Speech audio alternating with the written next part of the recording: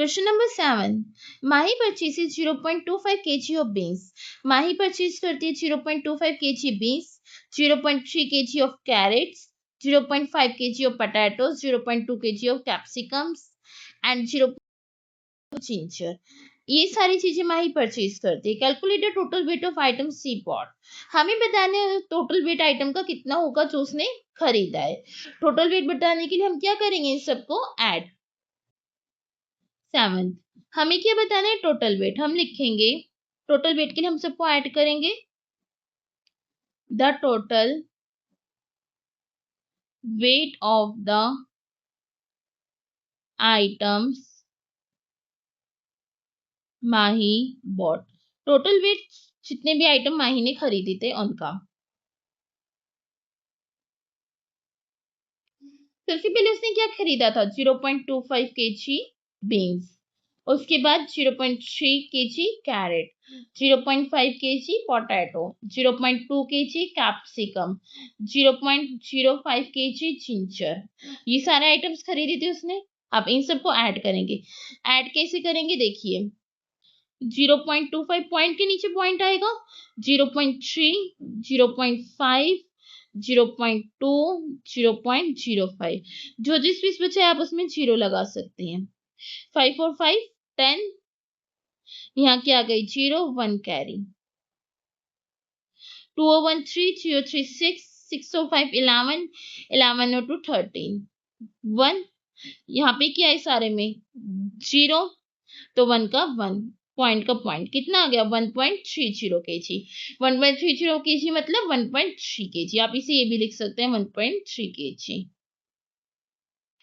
ये 7th वाले का answer. Question number 8. Pinto supplies 3.79 liter, 4.2 liter and 4.25 liter of milk to a milk dairy the first 3 days. Pintu जो है वो दूध सप्लाई करता है फर्स्ट 3 डेज में, इतना इतना और इतना. इन 6 डेज की सप्लाई, और 6 डेज में टोटल इतना दूध सप्लाई करता है. Find the total quantity of milk supply to the dairy in the last 3 days. हमें बताना है आखिरी के 3 दिन में उसने कितना सप्लाई किया. पहले दिन इतना किया, दूसरे दिन इतना किया, तीसरे दिन इतना किया. Total 6 days. 6 डेज में टोटल कितना किया, इतना. लास्ट के 3 डेज में कितना किया, तो हम क्या करेंगे, पहले इन तीनों को ऐड करेंगे फर्स्ट 3 डेज को, और जो फर्स्ट 3 डेज का आएगा उसे टोटल 6 डेज में से सब्ट्रैक्ट कर देंगे. तो हमारे पास क्या आ जाएगा लास्ट 3 डेज का 8. हमें स्टार्टिंग के फर्स्ट 3 डेज का दे रखा है, हम पहले वही लिखेंगे. Total milk supplied in the first 3 days. First 3 days में कितना सप्लाई किया गया है, तो सबसे पहले किया गया है 3.79 लीटर. उसके बाद 4.2 लीटर. उसके बाद 4.25 लीटर. ऐड कर देंगे 3.79, 4.2, यहाँ 0 लग सकती है, 4.25 करेंगे इन्हें. 9 और 5 14, 7 और 1 8, 8 और 2 10, 10 और 2 12, 3 और 1 4, 4 4 8, 8 और 4 12. कितना आ गया 12.24 लीटर. मतलब उसने स्टार्टिंग के 3 डेज में कितना सप्लाई किया 12.24 लीटर, और टोटल कितना सप्लाई किया 6 डेज में 25 litre. Total milk supplied in the 6 days is equal to 25 litre. Total में इसे सब्ट्रैक्ट कर देंगे, हमें पता चल जाएगा लास्ट के 3 डेज का. लिखेंगे the total quantity of milk supplied of the dairy in the last 3 days. ये जो मैंने लाइन लिखी है क्वेश्चन के लास्ट में ही दे रखी है, मैंने वहीं से कॉपी करके ही लाइन लिखी है. टोटल मिल्क सप्लाइड इन 6 डेज माइनस 6 डेज को किससे सप्लाई माइनस कर देंगे फर्स्ट 3 डेज से. टोटल मिल्क सप्लाइड इन 3 days. यहाँ पे लिख देना इन फर्स्ट 3 days.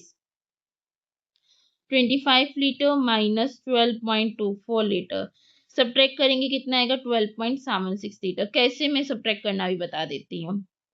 25 को क्या लिख सकते हैं 25.00, ये क्या है 12.24. 0 में से 4 नहीं जा सकता. अब ये इससे बोरो लेगा, लेकिन इसके पास भी कुछ है नहीं देने के लिए, तो ये इससे लेगा. ये क्या हो गया 4. ये इसको देगा तो ये क्या हो गया 10. ये इसको देगा तो ये 10 हो जाएगा, और ये क्या हो जाएगा 9. 9 में से 4 6, 9 में से 2 7, पॉइंट का पॉइंट, 4 में से 2 2, 2 में से 1 1, क्या आ गया 12.76 लीटर. ये इसका आंसर है. लास्ट वाली लाइन मैंने ये लिखी थी जो मैं कह रही थी, बुक में से कॉपी करके लिखी है. Total quantity of milk supplied to the dairy in the last 3 days is equal to total milk supplied in 6 days minus total milk supplied in first 3 days. Question number 9. Tinku weight 35.75 kg in January. जो टिंकू का wait था वो जनवरी में इतना था, and 34.50 kg in फरवरी. फरवरी में उसका wait इतना है. Has he gained or lost weight? उसका वजन कम हुआ या बढ़ गया. How much is the change, और चेंज कितना है. पहले 35.75 तब 34.75 है. 35 से 34 कम हो गया तो हम क्या लिखेंगे टिंकू हैज लॉस्ट वेट, उसका वेट कम हो गया. कितना हुआ सब्ट्रैक्ट कर देंगे. क्वेश्चन नंबर 9 लिखेंगे हम सिंस कितना वेट था पहले 35.75 kg, अब कितना हो गया 35.5 kg. तो ये बड़ा है ये छोटा है, तो टिंकू का वजन क्या हो गया कम. Tinku has lost weight. कितना कम हुआ है. Now the change in weight is equal to 35.75 minus 34.50. कितना आएगा सब्ट्रैक्ट करके 35.75 में से सब्ट्रैक्ट करना है 34.50. 5 का 5, 7 में से 5 गए 2.5 में से 4 गए 1, 0 का 0. कितना आ गया 1.25 kg. ये इसका आंसर है. Question number 10. Extend the pattern. हमें इस पैटर्न को एक्सटेंड करना है. देखिए 5.5 6.4, यदि हम 5.5 से 6.4 तक जाएंगे तो कितने का अंतर आएगा. ये बढ़ रहा है, मतलब जो भी नंबर आएगा वो प्लस का आएगा. अब 6.4 में से अगर मैं 5.5 सब्ट्रैक्ट करूं, 6.4 माइनस 5.5, 4 में से 5 नहीं जा सकता. 14 हमने बोरो कर लिया, ये क्या हो गया 5. 14 में से 5 गए 9, 5 में से 5 गए 0, क्या आ गया 0.9. मतलब जब हम यहाँ से यहाँ तक गए 0.9 प्लस हुआ. जब हम यहाँ से यहाँ तक गए 6.4 6.39, इसमें से ये सब्ट्रैक्ट करेंगे. यहाँ कुछ नहीं है, 4 के बाद 0 लग सकती है. 0 में से 9 नहीं जा सकता, ये 10 हो गया, ये 3 हो गया, बोरो कर लिया. 10 में से 9 गए 1, 3 में से 3 गए 0, 6 में 6 गए 0, क्या आ गया 0.01 माइनस, क्योंकि ये कम हो रहा है. जब यहाँ से यहाँ तक जाएंगे ये नंबर बढ़ रहा है, मतलब प्लस का आएगा. 7.29 6.39, 9 माइनस 9 0, 2 में से 3 नहीं जा सकते 12, ये 6, 12 में से 3 गए 9, 6 में से 0 गए 6 में से 6 गए 0, 0.90 प्लस 0.90, ये 0.9 है मतलब 0.90 है, पीछे 0 लगा सकते हैं. यहाँ से यहाँ तक गए माइनस 0.01. पैटर्न हमें समझ आ गया. एक बार प्लस 0.90 है, एक बार माइनस 0.01 है. यहाँ से यहाँ तक जाएंगे, जब हम 7.28 में 0.90 ऐड करेंगे कितना आएगा 808 902 11 7 और 18 8.18. इसका मतलब ये मिसप्रिंट है, ये क्या आएगा 8.18. और जब हम माइनस करेंगे 0.01, देखिए 8.18 में से मैं सब्ट्रैक्ट कर रही हूँ 0.01. 8 में से 1 सब्ट्रैक्ट करूंगी 7, 1 में से 0 1, 8 का 8 8.17, मतलब ये भी क्या है 8. ये मिसप्रिंट हुआ है. तो यहाँ ऐड गए 0.09 ऐड किया हमने, सॉरी 0.90 ऐड किया, यहाँ गए माइनस किया 0.01. अब क्या करेंगे ऐड करेंगे 0.90. जब हम 8.17 में ऐड करेंगे 0.90, कितना आएगा 707 9 और 1 10 8 और 1 9 9.07. फिर हम 9.07 में से सब्ट्रैक्ट करेंगे कितना 0.01. 7 में से 1 करेंगे 6, 0 में से 0, 9 का 9. कितना आ गया 9.06। ये दो है इसके answer. How many millimetres make 1 kilometre, कितने मिलीमीटर 1 किलोमीटर बनाते हैं? देखिए क्वेश्चन है how many millimetre make 1 kilometre, कितने मिलीमीटर 1 किलोमीटर बनाएंगे, हमें इसे फिल करना है। अब हमने पहले क्या पढ़ा था, देखिए हम सब ये जानते हैं 1 kilometre is equal to 1000 metre, ये सुनो। और हमने ये भी पढ़ा था 1 metre is equal to 1000 millimetre, ये सुनो, ये भी हम पढ़ चुके हैं। अब यहाँ पे क्या है मीटर, ये क्या है 1000 मिलीमीटर, तो मैं इसे ये लिख सकती हूँ 1 kilometre is equal to 1000 multiply 1000 millimetre. मैंने इस 1 मीटर की जगह ये लिख दिया, मैं इसे ये लिख सकती हूँ 1000 मल्टीप्लाई 1 मीटर, इस 1 मीटर की जगह मैंने यहाँ पे ये लिख दिया, तो ये क्या आ गया 1 2 3 4 5, ये कितनी जीरो आ गई 6। इसे हम क्या पढ़ सकते हैं, या तो इसे हम 10 लाख पढ़ सकते हैं, या तो हम इसे 1 मिलियन पढ़ सकते हैं।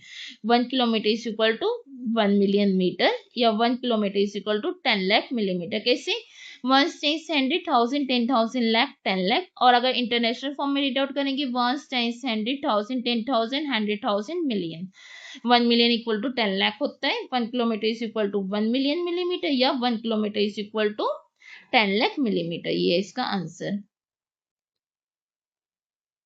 12th question, Indian Railways offers optional travel insurance for passenger who book e-ticket। Indian railway में क्या होता है, ई टिकट बुक करते हैं तो एक ऑप्शन आता है इंश्योरेंस का, ट्रैवल इंश्योरेंस का। इट कॉस्ट 45 पैसा पर पैसेंजर, उसकी कॉस्ट है 45 पैसा पर passenger. If 1 lakh people opt for insurance in a day, एक दिन में 1 लाख पीपल जो है इंश्योरेंस लेते हैं, तो टोटल इंश्योरेंस की फीस बतानी कितनी होगी, बट इसे टोटल इंश्योरेंस फीस पेड। 12, हमने क्या दे रखा है, एक जने की बिग पैसेंजर की इंश्योरेंस की फीस कितनी है 45 पैसे, पहले मैं वही लिख रही हूँ, the insurance fee paid for 1 passenger is equal to 45 paisa. 45 पैसा मतलब रुपीज 0.45। कन्वर्ट कैसे करते हैं हम पहले सीख चुके हैं। So the total insurance fee paid, हमें बताना था 1 लाख पैसेंजर के लिए कितनी फीस पे की जाएगी, for 1 lakh passenger is equal to 1 lakh के लिए क्या होगा 0.45 मल्टीप्लाई 1 लाख, पॉइंट हटेगा 1 आएगा पीछे, 2 डिजिट है 2 जीरो, ये 2 जीरो कट गई, कितनी जीरो बची 3, क्या आ गया 45,000 रुपीज, 45,000, ये है हमारा आंसर। क्वेश्चन पूछा था what is the total insurance fees paid, आप लिखेंगे देयरफॉर उसी के नीचे total insurance fee paid is equal to rupees 45,000। इस एक्सरसाइज के हमारे 4 क्वेश्चन और बचे हैं 13 से 16, वो हम नेक्स्ट क्लास में करेंगे। Thank you for watching.